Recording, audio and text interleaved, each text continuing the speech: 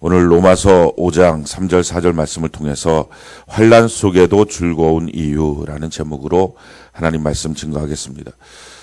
누구도 환난을 좋아하진 않습니다. 그러나 자기가 좋아하지 않는다고 자기의 삶에 없는 것은 아닙니다. 우리의 삶에 환난이 다가올 때가 있습니다. 그런데 예수 믿는 사람의 능력은 좋은 일이 있으면 그 좋은 일이 우리에게 더 기쁨의 감사의 일이 되고 또 우리에게 환난이 일이 있다 할지라도 우리가 즐거워할 수 있다라는 것입니다. 환난이 우리에게 즐거움이 되는 이유, 제일 첫 번째 이유는 야고보서 1장 2절로 4절입니다. 우리 같이 한번 한 목소리 한번 읽어봅시다. 야고보서 1장 2절로 4절 같이 한 목소리 시작. 내 형제들아 너희가 여러 가지 시험을 당하거든 온전히 기쁘게 여기라. 이는 너희 믿음의 시련이 인내를 만들어내는 줄 너희가 알미라. 인내를 온전히 이루라. 이는 너희로 온전하고 구비하여 조금도 부족함이 없게 하려 함이라. 제일 첫 번째 우리에게 시련이 다가왔을 때, 시험이 다가왔을 때 이것이 우리에게 기쁨이 되는, 즐거움이 되는 이유는 이 시련을 통해서 우리로 하여금 온전하게 만들어주는 능력이 있다 하는 것입니다. 어느 누구든지 여러 가지 연단과 단련을 통해서 온전케 됩니다. 그러니까 아무 시련이 없이 그 온실 속에 있는 꽃처럼 자라난다면 사실은 기대할 것이 별로 없다 하는 것입니다. 그래서 이 시련을 통해서 무엇인가가 온전케 되고 금도 연단을 통해서 그래서 그것이 99%의 순금이 되는 것처럼 그런 과정 속에서 우리에게 꼭 이런 환난이나 연단이 시험이 필요하다라고 성경 말씀합니다. 두 번째 이유는 베드로전서 4장 12절로 13절입니다. 우리 같이 한번 한 목소리 한번 읽어봅시다. 시작. 사랑하는 자들아 너희를 연단하려고 오는 불시험을 이상한 일 당하는 것 같이 이상히 여기지 말고 오히려 너희가 그리스도의 고난에 참여하는 것으로 즐거워하라. 이는 그의 영광을 나타내실 때에 너희로 즐거워하고 기뻐하게 하려 함이라. 우리에게 시련이 다가올 때, 어떤 환난과 문제가 다가올 때 예수 믿는 사람들은 왜 내게 이런 일이 생기지 하고 의아하게 생각하지 말라는 것입니다. 목회하면서 깨닫게 되는 것 중에 한 가지는 준비가 되지 않는 사람들은, 믿음의 준비가 되지 않는 사람들은 자기의 삶 속에 시련이 다가오면 깜짝 놀라고 의아해합니다. 그런데 사실은 그걸 놀래고 의아해해서는 안 된다 하는 것입니다. 이와 같은 시련의 사건이 있기 때문에 마침내 하늘나라에 가서 받을 상급이 있다는 것입니다. 그래서 우리에게 있는 이 불시험에 대해서 이상하게 내가 특별한 일을 당한다고 생각하지 말라. 그것을 통해서 마침내 하늘나라의 상급이 있다 하는 것입니다. 우리 누가복음 1장 38절 같이 한번 읽어볼까요? 누가복음 1장 38절 같이 한 목소리 시작. 마리아가 이르되 주의 여종이오니 말씀대로 내게 이루어지이다 하매 천사가 떠나가니라. 한 2, 3주 정도 이 말씀이 제 마음속에 계속 있는 말씀입니다. 이 말씀은 우리가 잘 아는 것처럼 가브리엘 천사가 마리아에게 와서 너가 아들을 잉태하게 될 것이다. 이 수태고지라고 말씀하죠. 이 말씀을 들었을 때 마리아가 고백했던 말입니다. 주의 여종이오니 말씀대로 내게 이루어지이다. 이렇게 했을 때 그 일이 이루어지게 되는 것입니다. 근데 그 내용을 보면 누가복음 1장 30절로 31절이죠. 우리 같이 한번 한 목소리 읽어봅시다. 시작. 천사가 이르되 마리아여 무서워하지 말라. 내가 하나님께 은혜를 입었느니라. 보라 내가 잉태하여 아들을 낳으리니 그 이름을 예수라 하라. 지금 천사가 와서 했던 말이 뭐냐면은 너가 아들을 잉태하게 될 것이다. 이름을 예수라 하라. 지금 이 사람은 정혼자가 있는 약혼녀입니다. 게다가 처녀입니다. 근데 이 처녀 보고 너가 지금 아들 낳을 거야. 아들이 잉태될 거야. 이 말을 하는 겁니다. 근데 사실 이 말은요. 좋은 말이 아닙니다. 그러니까 어렴풋하게 이 마리아가 자기의 인생을 예측할 수 있는 것은 이제부터 내 인생은 참 고생길이 열렸다 하는 것이 예측됩니다. 왜냐하면 이 처녀가, 정혼자가 있는 이 처녀가 성령으로 잉태됐다는 말을 과연 누가 믿겠습니까? 그러니까 실질적으로 마리아의 정혼자였던 요셉은 가만히 그 마리아를 끊으려고 그렇게 할 일이 생기죠. 그랬을 때 그 꿈에 하나님께서 그게 아니라 성령으로 잉태된 거다. 이 말을 들었기 때문에 요셉이 다시 받아들입니다. 그러니까 정말 아슬아슬한 인생을 사는 거예요. 살얼음판을 걷는 인생을 사는 겁니다. 뿐만 아니라 33살이 그 아들이 33살이 되었을 때 물론 자기 아들은 아니지만 성령으로 잉태된 아들이지만 자기의 육신을 통해서 나왔기 때문에 왜 10달 동안 품었던 정이었고 길렀던 30살까지 길렀던 왜 정이었겠어요. 그런데 마지막에 가서는 십자가에 못 박혀 죽는 그 아들의 모습 때문에 얼마나 가슴이 아픕니까? 이 예수님을 낳고 8일 만에 성전에 들어갔을 때 시몬이라고 하는 사람이 예언을 하는데 이 아들 때문에 너 가슴이 찌르는 것 같은 그런 고통을 느낄 거다 하는 말을 듣습니다. 이처럼 마리아가 이게 예측이 되는 일입니다. 자기가 정혼했는데 너 잉태한다. 너 아들 난다. 이 말이 얼마나 자기에게 고통스러운 일일까요? 그럼에도 불구하고 천사가 지금 뭐라고 말합니까? 누가복음 1장 30절입니까? 천사가 이르되 마리아여 무서워하지 말라. 내가 하나님께 은혜를 입었느니라. 저는 이 말씀이 제 마음속에 계속 움직였어요. 왜 천사가 이처럼 말했을까? 왜 천사가 이처럼 마리아 보고 너 은혜 입었다. 그리고 28절에 보면 너가 은혜 크게 받았다. 왜 이런 말을 할까? 제가 지난 토요일 날 교사들 모임 가운데 이 말씀을 같이 나눴어요.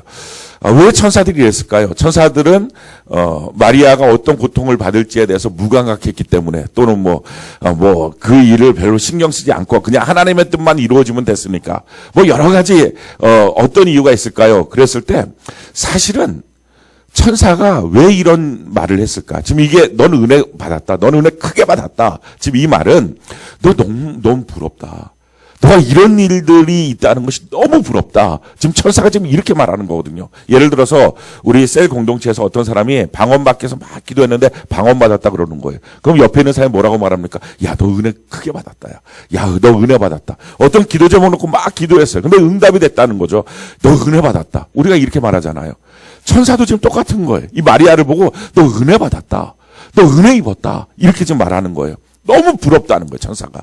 이 말은 하나님이 전해준 말이 아니에요. 하나님이 전해준 말은 마리아한테 가서 너 아들 날 거야. 이름을 예수라 해. 성령으로 잉태될 거야. 이게 하나님이 가서 얘기하라는 말이고요. 이 말에 덧붙여서 천사가 그 말을 듣는 마리아를 보면서 너 은혜 입었다야.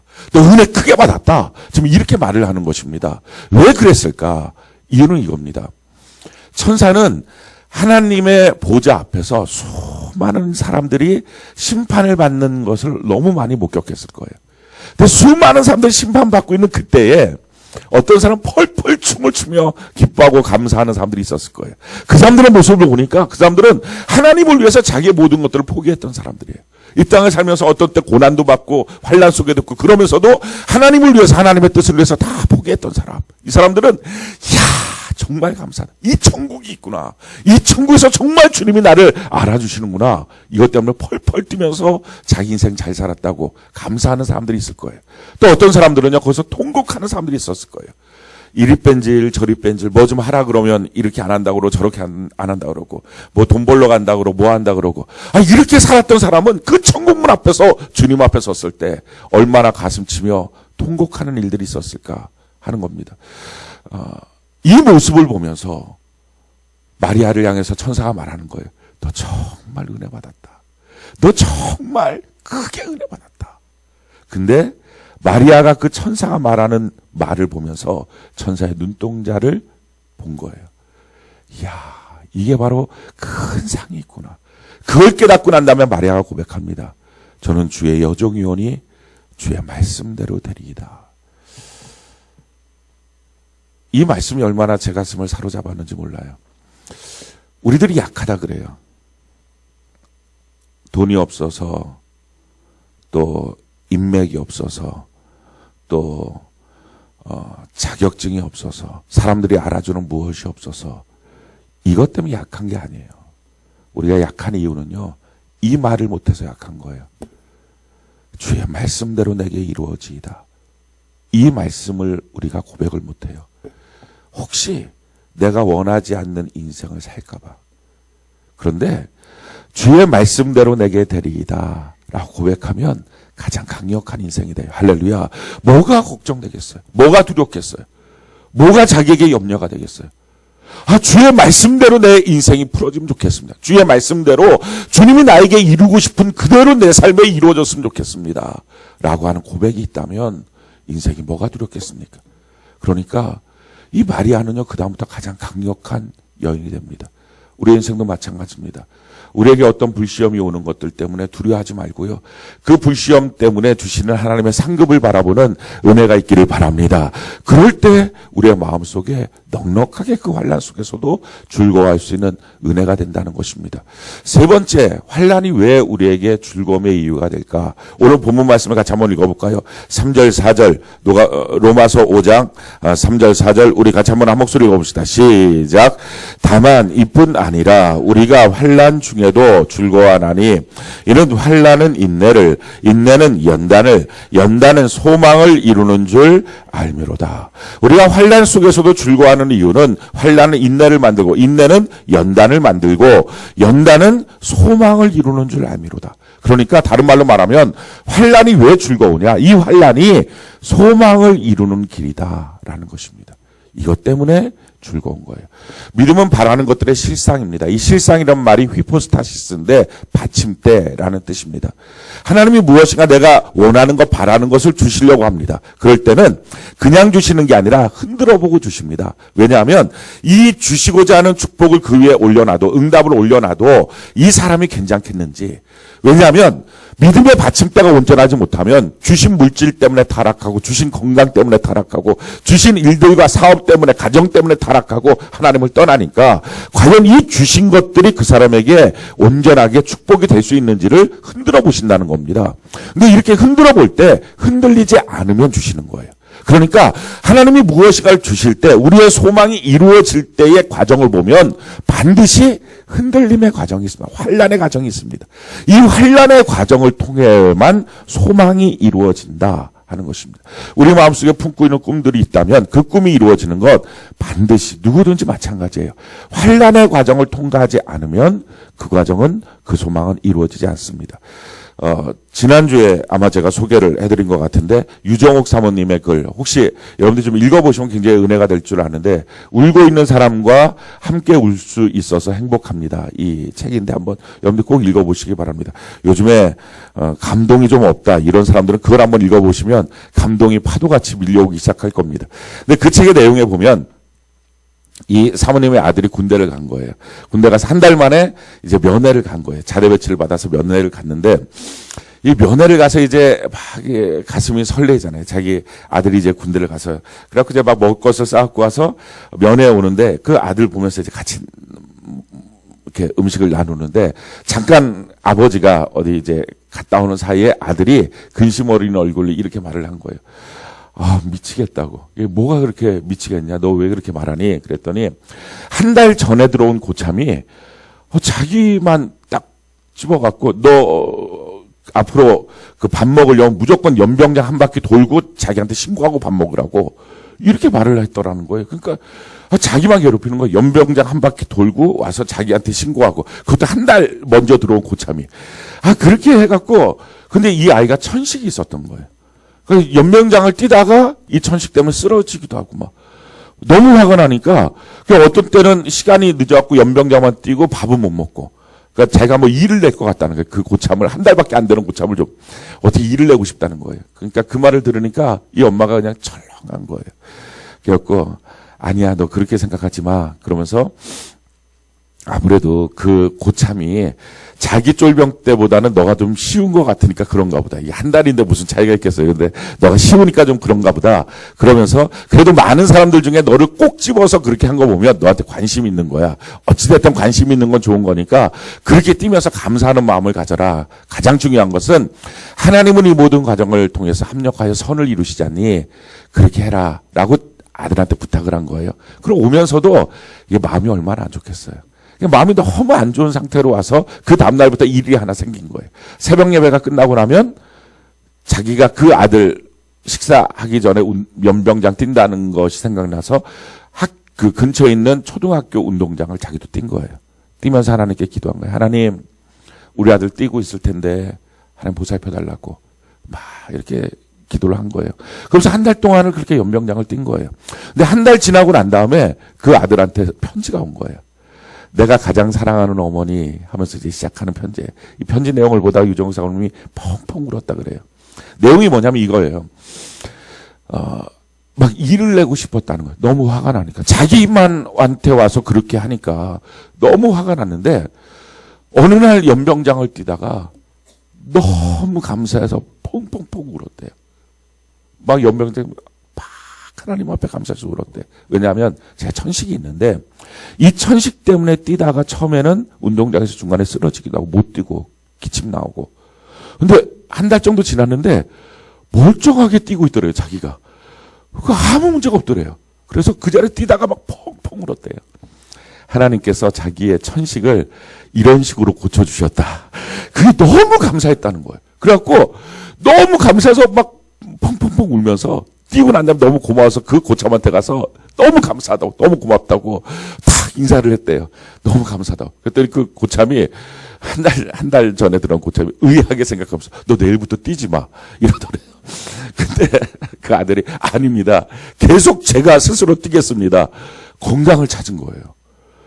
그러면서 그 아들이 한 말이 이거예요. 하나님의 축복은 항상 환난이라고 하는 고난이라고 하는 가면을 쓰고 내게 온다는 것을 이제 알았습니다. 그래서 그 엄마가 그 모습을 보고서 펑펑 울었다는 거예요. 햇볕이 내리쬐입니다. 그랬을 때 나무에 붙어있는 가지 끝에는 그 햇볕 때문에 잎이 자라고요. 열매가 맺어요. 근데 나무에서 떨어진 가지는 햇볕이 내려쬐면 그때는 바싹 말라요. 햇볕이 내려쬐이는 게 문제가 아니고 내가 나무에 붙어있느냐 안 붙어있느냐 이게 어떤 차원이냐 하는 것입니다. 우리가 하나님께 붙어있으면 환난도 우리에게 약이 되는 줄로 믿습니다. 그걸 통해서 내가 전혀 알지 못했던 것, 그걸 통해서 내가 넘지 못할 산이라고 여겨졌던 것, 그 문제가 해결되는 하나님의 축복이 있습니다. 성경 우리에게 분명히 말합니다. 환난을 통해서 인내를 주시고 할렐루야. 그 인내가 뭐야? 하나님을 향한 기다림이 있는 거예요. 그 사이에 우리가 변화되고 새롭게 되는 거예요. 거기서 한 걸음 더 나가서 연단을 주시고 이 연단이라는 말은 캐릭터예요. 나의 성품을 바꿔주세요. 급한 성격이면 부드러운 성격으로, 게으른 성격이었던 사람은 부지런하게 잘 준비되는 성격으로 하나님이 쓰시기 좋은 성품으로 만들어요. 그 만들어진 성품을 통해서 마침내 하나님께서 원하시는 소망, 내가 원하는 그 소망을 하나님이 이루어 주시는 것입니다. 그래서 우리에게는요, 그 어떤 것도 다 소용없는 게 없는 거예요. 우리의 삶의 모든 과정은 있어야 되니까 있는 거예요. 한번 따라해 볼까요? 내 삶의 모든 과정은, 다시 한번요, 내 삶의 모든 과정은 있어야 되니까 있는 것입니다. 아멘이십니까? 이걸 아멘으로 받아들이면 그때부터 인생은 새로운 역사가 펼쳐져요. 많은 사람들은 자기 인생을 놓고 왜 이런 일이 생길까요? 왜 이런 삶이 내 인생에 찾아왔을까요? 하나님 이 부분만큼 내가 잘라버리고 싶어요. 근데 아니에요. 그 모든 삶 속에 있는 것은 하나님이 우리를 보시고 있어야 되니까 있는 것입니다. 내 주변의 사람도요. 있어야 되니까 있는 것입니다. 내가 만난 일도요. 있어야 되니까 있는 것입니다. 우리가 이 모든 것들을 구비하신 하나님을 바라보고 설사 그것이 환난이라 할지라도 환난 가운데 주님께 꽉 붙어 있어서 이 환난의 떼약볕이 우리에게 열매를 맺는 축복의 과정이 되는 은혜가 있기를 바랍니다. 그걸 바라보는 거예요. 그걸 기대하는 거예요. 그러면서 하나님께 고백하는 거예요. 내가 하나님 안에 있습니다. 그래서 능력 주시는 주님 안에서 내가 뭐든지 할 수 있습니다. 주님 안에 있기 때문에 이 모든 것도 축복이 되는 것을 믿습니다. 이 고백으로 하나님께 나간다면 우리가 어떤 인생을 두려워할까요? 오직 한 가지만 우리 고백합시다. 주의 말씀대로 내게 다 이루어지기 원합니다. 아멘이십니까? 주의 말씀대로 내게 다 이루어지기 원합니다. 이 고백을 갖고 있으면 우리는 이 세상을 살면서 두려움이 없어요. 당당한 거예요. 담대한 거예요. 단지 한 가지가 있다면 내가 그 과정 속에서 혹시 믿음이 흔들릴까 봐, 내가 그 과정 속에서 혹시 말씀대로 이루어지는 일을 불편하게 생각할까 봐, 하나님 내 믿음이 견고하여져서 주님 안에 그 주님과 동행하는 믿음의 삶을 살아갈 수 있도록 나를 도와 주시옵소서. 이 마음 갖고 이번 한 주간도 승리하는 저와 여러분들 되기를 예수님 이름으로 축원합니다.